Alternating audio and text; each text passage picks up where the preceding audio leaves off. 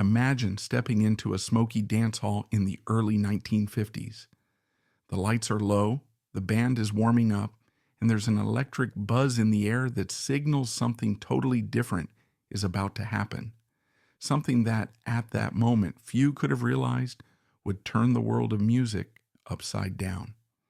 Young folks in tucked-in shirts and poodle skirts are ready to clap, stomp, and sway, but they need the right kind of beat to blast the roof off.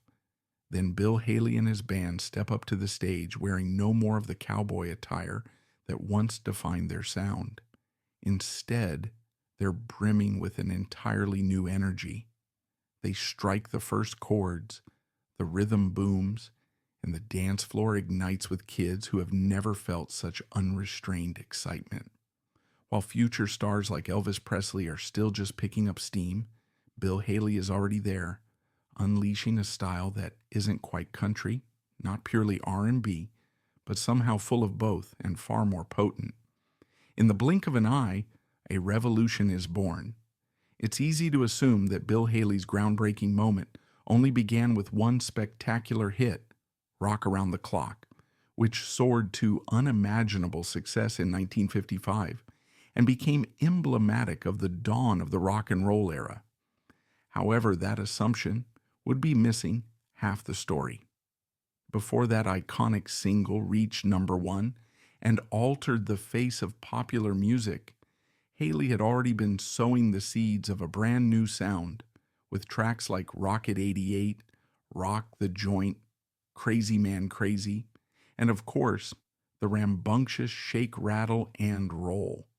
He'd been cutting those records for years, forging a bridge between country swing and R&B that very few people realized could exist, and even fewer had predicted might one day go on to capture the entire planet's attention. Rewind to the mid-1930s. Bill Haley is a timid kid, hailing originally from Highland Park, Michigan, born in 1925 with blindness in one eye, an affliction that caused him intense shyness. His family moves to Boothwyn, Pennsylvania. There, a teenage Bill immerses himself in the country music, filling the local bars, the radio waves, and the small-town gatherings that rely on the twang of steel guitars to make the night come alive.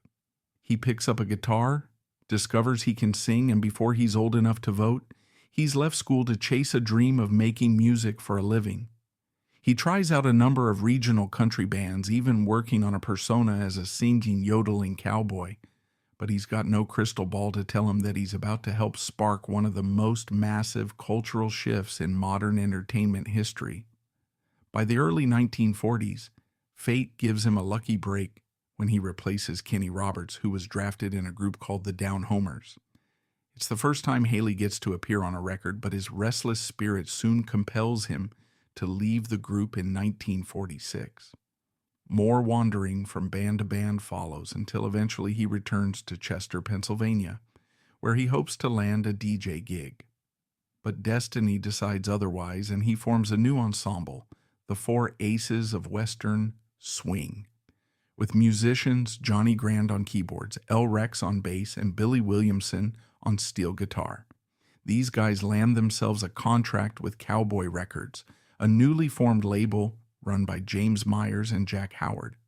Their first release is a version of Candy Kisses in 1948, a moment that's modest at the time but will eventually serve as a stepping stone in Haley's journey to revolutionize popular music.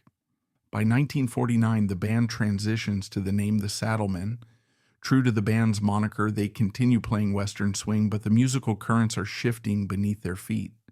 They bounce around a handful of small labels, from Atlantic in its infancy to Gotham to Keystone, looking for a sweet spot in the marketplace. It's around this time that James Myers, who's also a composer and publisher, and David Miller of Holiday Records start nudging Haley and his crew to try covering music born in Memphis at Sam Phillips's fledgling recording studio, raw, driving R&B numbers that are stirring the hearts and hips of younger crowds. One crucial early session captures them, putting their own spin on Rocket 88, originally by Jackie Brinston. It's a gritty, innuendo-laced R&B tune drenched in pulsing rhythms. Haley's band transforms it into something more friendly to the white, country-oriented crowd. The guitar strumming has a shuffle-like swing, and they boost the percussion in a way that underscores the beat without completely losing the country flavor. Although the single doesn't set off an explosion in national sales, it marks an extraordinary first. A white band covering a track that many historians call the earliest real rock and roll song. It may sell only a few thousand copies locally, but its significance is far bigger than any chart position could reveal. By now, Haley and his band are performing live wherever they can, noticing a fascinating trend. Young audience members can't get enough of these R&B styled songs, while their interest in pure country tunes is decidedly lukewarm. Haley and the band realize they are stumbling into an entirely new territory, a place that's not quite R&B, not quite country, but resonates with an unfiltered energy that high school kids are wild about. Meanwhile, their manager Jim Ferguson urges them to keep testing out these hybrid sounds in front of teenage crowds rather than at the usual beer-soaked adult honky-tonks. Hundreds of high school dances later, they understand precisely where the spark is.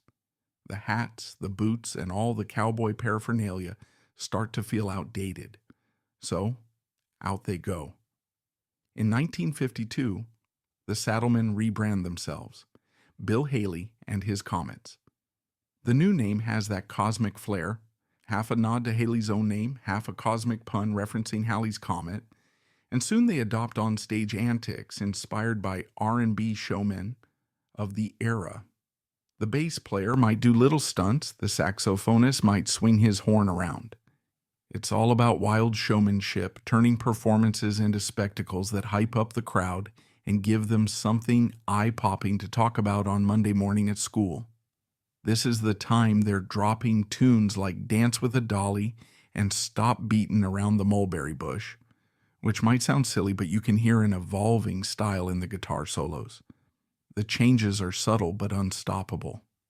Then along comes Rock the Joint on Essex Records, packing a driving beat and a catchy phrase that fuels the song. It catches on with the teenage crowd, especially in Cleveland, where DJ Alan Freed spins it on his radio show and starts using the term rock and roll to describe precisely the kind of music Bill Haley is churning out. Suddenly, the timeline of music is set on a crash course. Freed's coinage of the term rock and roll during the success of Rock the Joint gives Haley bragging rights that he was already there before most people even knew there existed. And he's not done yet.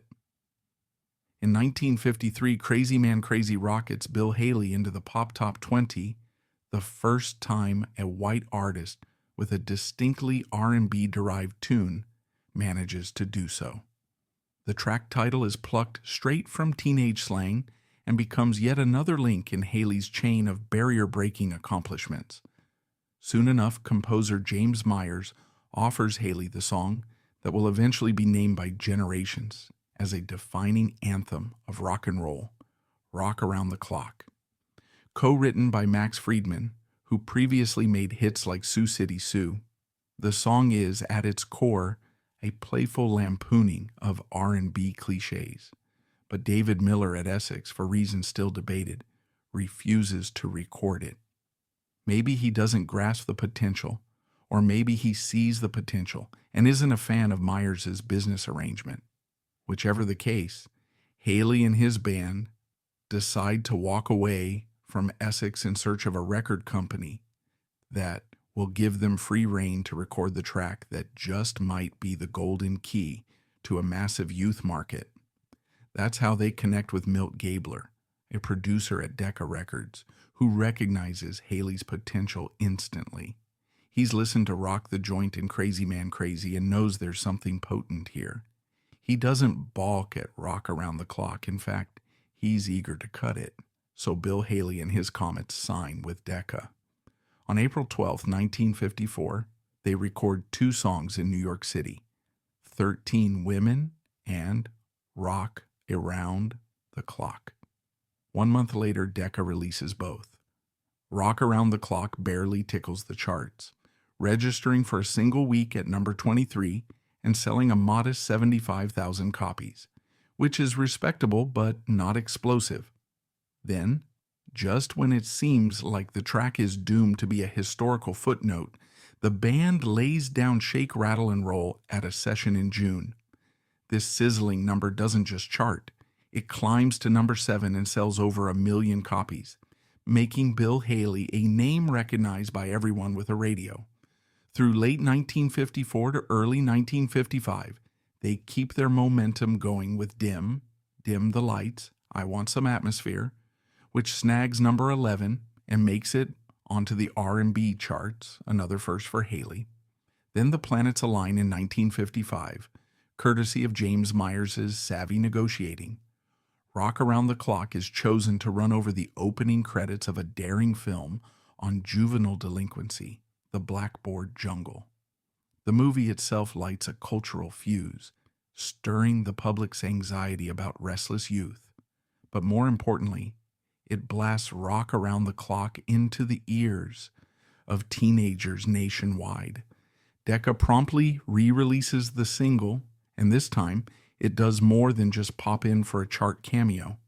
It spends 8 consecutive weeks at number 1, becoming a phenomenon that resonates around the entire globe. Some claim it's the second biggest worldwide single ever, chasing only Bing Crosby's White Christmas. One way or another, Bill Haley and his Comets have arrived at the epicenter of a cultural quake. Rock and roll is stepping onto the world's stage in a big way. It's still early days in rock's timeline. As Rock Around the Clock stakes out its territory on the charts, Elvis Presley is just beginning his rise, and Chuck Berry's earliest records are barely minted. Buddy Holly and Roy Orbison haven't yet emerged to claim the spotlight. But for a brief, blazing moment, Bill Haley is at the apex. He and his Comets appear on national television, sign a movie deal, and unleash a string of hits. From the end of 1954 until the end of 1956, they land 9 top 20 hits, including a number 1 smash and 3 more top 10 entries. Critics might later say Elvis was the unstoppable pioneer, but in that mid-50s window, Bill Haley has a powerful claim to being among the first big rock stars, blending his country boogie roots, steel guitar twang, a thumping slap bass, and an unrelenting drum beat. If you crank up those old records, you'll hear that the Comets often captured a raw and propulsive sound.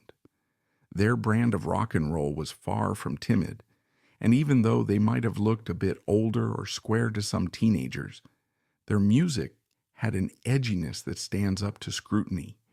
Shake, Rattle, and Roll is just as sly, coy, and bursting with innuendo as some of the overtly sexual tracks that would come later.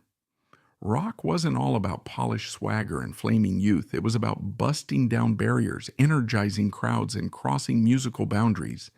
And Haley certainly did that. However, by the spring of 1956, the times were shifting yet again.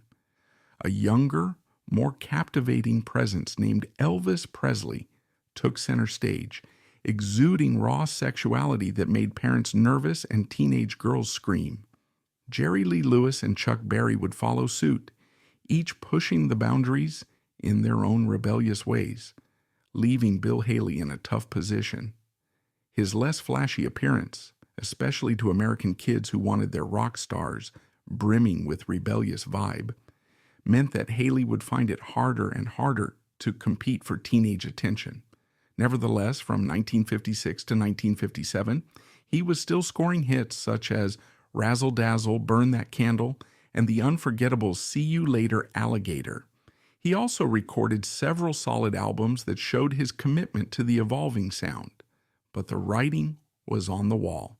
The tide of music was now surging in different directions, and Bill Haley's style, firmly rooted in Western swing and R&B, began to sound a bit dated to the new wave of teenage fans. Even so, the story didn't end. Haley kept performing with unwavering gusto and found a brand new adoring audience overseas. In Britain and France in particular, American rock and roll was still an exotic commodity. European crowds, hungry for a slice of the real deal rock and roll, would flock to see him. Germany, too, welcomed him with open arms and big crowds, treating him like a long-lost king. You might have expected that Rock Around the Clock was enough to keep him financially comfortable for life, but mismanagement reared its ugly head. Haley's business manager, Jim Ferguson, made a series of blunders that left Haley in precarious financial shape. He owed back taxes to the government, had lost or squandered a lot of his earlier earnings, and was forced to scramble for new revenue sources. Through the 1960s, Bill Haley continued recording, signing with Warner Brothers and other labels, though his style was increasingly overshadowed by newer rock acts like the Beatles, the Rolling Stones, and Jimi Hendrix, who were rewriting the rock rulebook altogether. Yet in Mexico, a surprisingly vigorous market emerged for Haley's music. There, he famously recorded Spanish-language songs and reaped enthusiastic praise. In a twist of fate, it was Bill Haley, not Hank Ballard or Chubby Checker, who first pushed the twist craze in Mexico. Meanwhile, his personal life was proving to be an obstacle course, marriages fracturing, a publishing business in disarray, and an ongoing cat and mouse game with the IRS. He managed in part by taking payments in cash, playing countless gigs abroad, and dodging financial pitfalls as best as he could. Interestingly, Haley also turned into a bit of a rock historian as his career wore on. Ever gracious in interviews, he acknowledged that Hank Ballard originally wrote The Twist, and he never denied his debt to Big Joe Turner for Shake, Rattle, and Roll. Such humility and honesty are part of what endeared him to fans and historians alike. By the late 1960s, a rock and roll revival began percolating in America. Nostalgia for the early days of rock made young audiences curious about the pioneers, prompting new demand for Bill Haley shows. And this time, he actually got to pocket royalties from his back catalog. Over a decade earlier, the government had seized his royalties to cover back taxes. But fortunately for Haley, Decca Records had stayed honest and kept proper accounts. By the time the revival took off, enough global sales of Rock Around the Clock and other hits had wiped out Haley's tax debts. Suddenly, he was free to collect on any new revenue without that dreaded IRS hammer looming over him. This gave him a much-needed wind in his sails. He signed with Buddha/Kama Sutra Records, releasing live albums that captured a new wave of excitement surrounding his music. The 1970s even saw Rock Around the Clock re-enter the charts when it became the theme for the TV sensation Happy Days.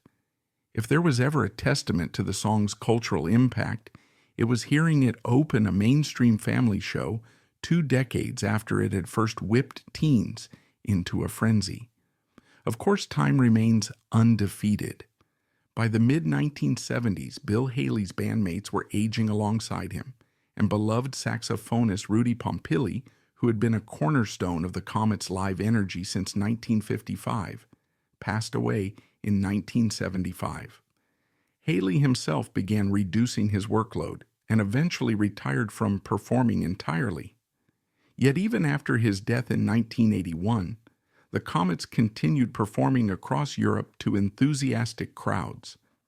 In the 1990s and early 2000s, nostalgia for classic rock and roll stayed strong abroad, and entire generations who had grown up hearing Rock Around the Clock at sock hops, drive-in movie theaters, or simply on oldies radio stations came out to see those surviving band members. Perhaps they were no longer the rebellious teenage force from decades ago, but the magic remained. One could argue that Bill Haley's post-1957 material might not have radically reshaped the musical landscape, but that was never truly necessary. He had already reshaped it once. He'd been part of the Big Bang that sparked mainstream rock and roll, bridging the gap between Western swing and R&B in a way that turned up the heat and set the stage for the Ed Sullivans, the Dick Clarks, the screaming teen idols, and all the revolutionary guitar licks that would define the rest of the century's music scene. In recalling Bill Haley's legacy, it's worth remembering him not simply for a single record, but for the crucial role he played in forging a genre that gave voice to youth. It's also important to see him as one among a handful of key figures who bridged segregated musical styles at a time when crossing those boundaries took courage. In truth, rock around the clock exploding across the globe was only part of that mission. The synergy between Big Joe Turner's rousing style and Haley's own background as a shy kid who learned to yodel gave rise to something few had imagined, a fresh, exhilarating sound that found an audience in teenagers looking to define themselves outside of their parents' generation. It might be tough for us today to comprehend how revolutionary it was for a group of grown men, some pushing their 30s, to walk on stage and deliver a hybrid of country boogie, R&B, and a dash of novelty. Yet, in its moment, it pointed the way to an uncharted future of guitars turned up louder, drums pounding harder, and hips swiveling freer than any prior era could have dreamed. From the vantage point of modern pop culture, where we routinely witness artists release edgy music videos and stage spectacular stadium tours, it's easy to shrug off Bill Haley's contribution as a quaint footnote from a simpler time. But if we listen closely to those early records, they contain all the DNA that would soon give us Elvis's hip-shaking swagger, Chuck Berry's unstoppable riffs, and Jerry Lee Lewis's breakneck piano attacks. Bill Haley was simultaneously the grandfather of rock and roll and a player who, for a short, shining period, reigned on top of the mainstream charts. He proved that audiences wanted music that transcended the usual lines of black versus white, country versus city, or adult politeness versus teenage rebellion. It's also telling to note that, when it seemed his career might languish in the late 1950s, Bill Haley found enough love overseas to keep going. European fans embraced the music he helped pioneer, reminding us that sometimes being revered at home is trickier than being adored from afar. The British invasion of the early 1960s, which introduced the Beatles and the Rolling Stones to American audiences, was ironically shaped by artists like Haley, who had helped bring this music to Europe in the first place, setting the stage for the eventual boomerang effect of rock back into the United States. Haley's personal challenges, including near financial ruin and complicated marital issues, also highlight a side of the music business rarely glorified. It can be chaotic, uncertain, and punishing, especially for pioneering artists who don't have a pre-existing blueprint or robust support systems. Plenty of rock icons have found themselves in dire straits despite enormous hits. Bill Haley was no exception, and yet his sense of duty to the music never really wavered. Even in times when radio stations turned away from him, he kept playing. Even when the taxman came knocking, he found a way to make ends meet. And when interviews came calling in the latter stages of his life, he gave credit where credit was due, acknowledging the black artists and peers whose innovations guided and shaped his own. That humility and sense of history is another reason Bill Haley stands out in the annals of early rock. The heartbreak of aging out of the teen spotlight was inevitable. In a genre so obsessed with youth and reinvention, older faces get pushed aside quickly. But Bill Haley and his comets never fully faded. Even as Elvis or Chuck Berry took over, there was still a corner of the record racks and radio dials where kids found Haley's music, and older fans, adults now, still recalled dancing to the frantic boogie of Crazy Man Crazy, or realizing for the first time that shake, rattle, and roll was more provocative than they initially thought. Haley might have lacked the dangerous glint of Elvis's gaze, but his voice, rhythmic sense, and sly grin in Rock Around the Clock were arguably just as pivotal in riling up a generation eager to break free from the constraints of mid-century norms.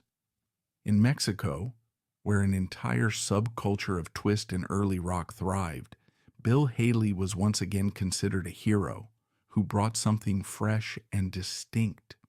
When you think of the twist, you might picture Chubby Checker swiveling his hips on American television. Yet it was Bill Haley who introduced that dance craze to Mexico, bridging cultural gaps in much the same way he had bridged musical ones a decade earlier.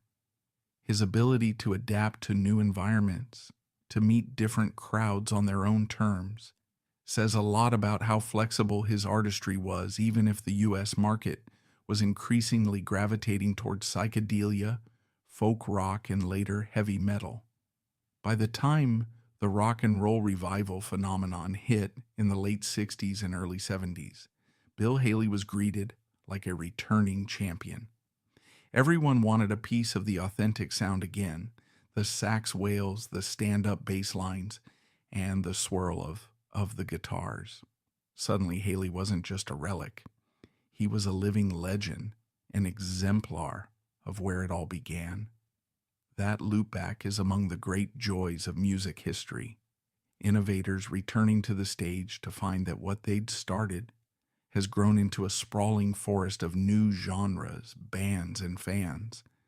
And for Haley, it came at the perfect moment to settle old debts and celebrate his rightful place.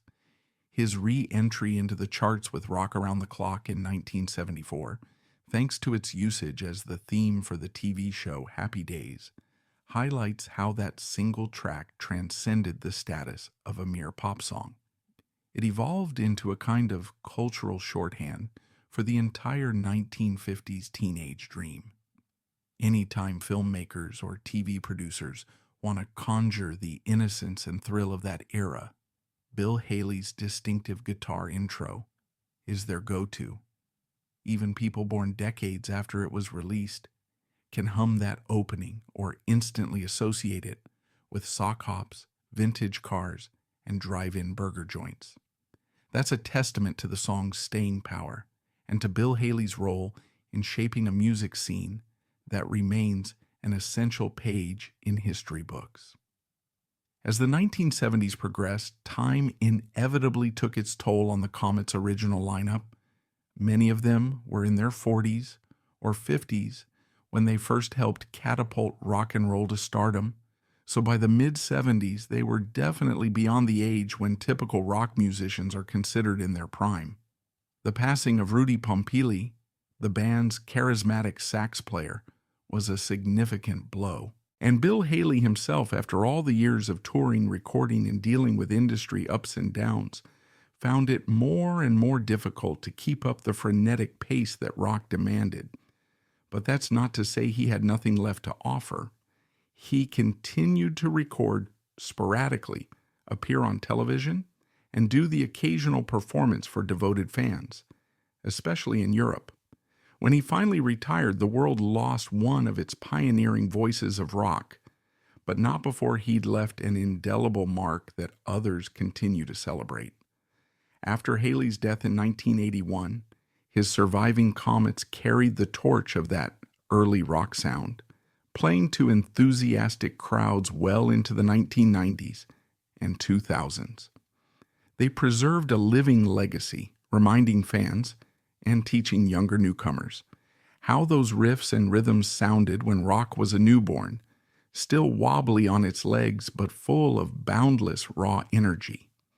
Hearing them step onto a stage in Europe, where nostalgia and passion for the early days of rock and roll remain particularly strong, must have felt like stepping back in time to an era when that rebellious backbeat first rattled the walls of the status quo.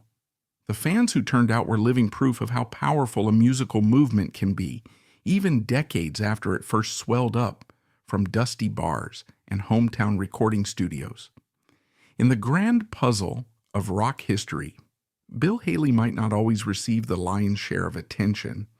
Elvis looms large, and so do Chuck Berry, Little Richard, Jerry Lee Lewis, Fats Domino, Buddy Holly, and so many others who arrived in the latter half of the 1950s. Yet it's wise to remember that without Bill Haley's initial pioneering hustle, his blending of country rhythms and R&B energy, those artists might have faced a steeper hill to climb. Haley got there first, broke that seal of mainstream acceptance, and scored a chart-dominating hit that electrified the teenage soul of America and beyond.